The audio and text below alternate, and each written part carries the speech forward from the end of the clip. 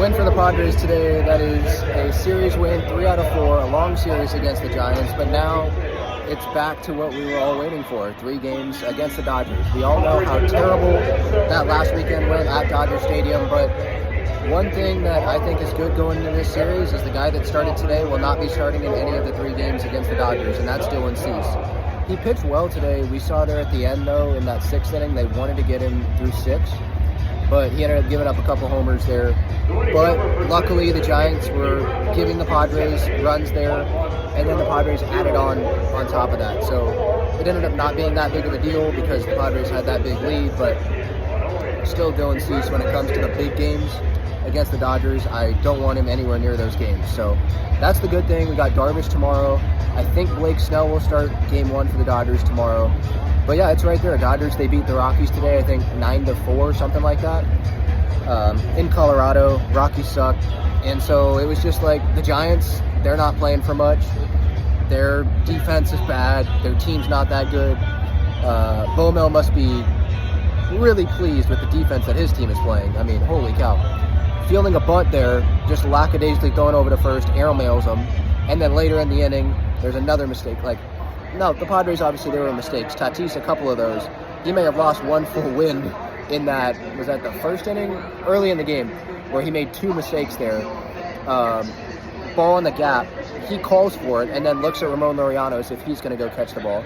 Then kind of misplays a bloop single and right. But at the end of the day, Manny comes through. The Giants came through for us, making mistakes. 3 consecutive bunts, I think it was, in that inning for the Pods, and a huge inning in that inning. And so, Manny, not only to help tie the game back 2-2 with the kind of Xander Bogaerts stick your butt out and flop it into center field swing, but then obviously hitting the ball in the gap, line drive in the gap later in the game. Just showing the value that he has for this team. We know what he brings defensively, but it would be huge, obviously, if he can do that. If Nando can do something like he was doing last night, can they do that in that Dodgers series? That will be huge. If they can do that, because I don't know if Jackson's going to play. I mean, maybe it's a good thing that he didn't play today, but he's not on the IL, meaning that the Padres think he'll be back for this Dodgers series at some point. Because him not going on the IL, they could have just retroactive it. I think it's 3 games that they have to put it retroactive. Then after that, which is we've crossed that point, once that happens, then you can't retroactive it. So maybe it's a good thing that he's going to play, but personally, I would have just put Jackson on the IL. He wasn't looking good.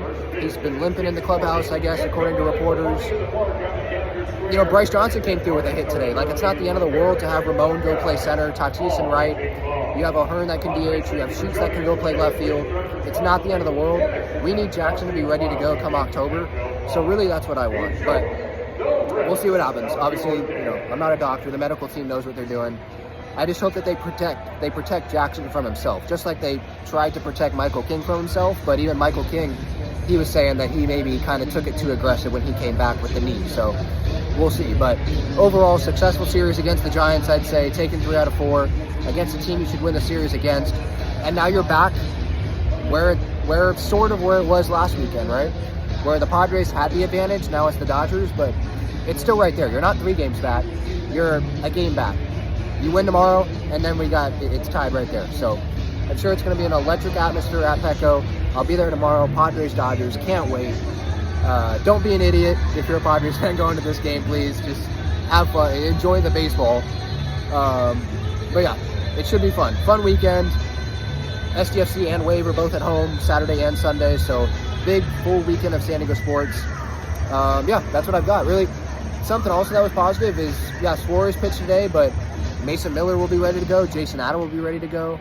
To be able to go at least back-to-back days, the first 2 games of this Dodgers series. So, I could see the Padres going, really go all in Friday, Sunday, and then we'll see what happens that Saturday game.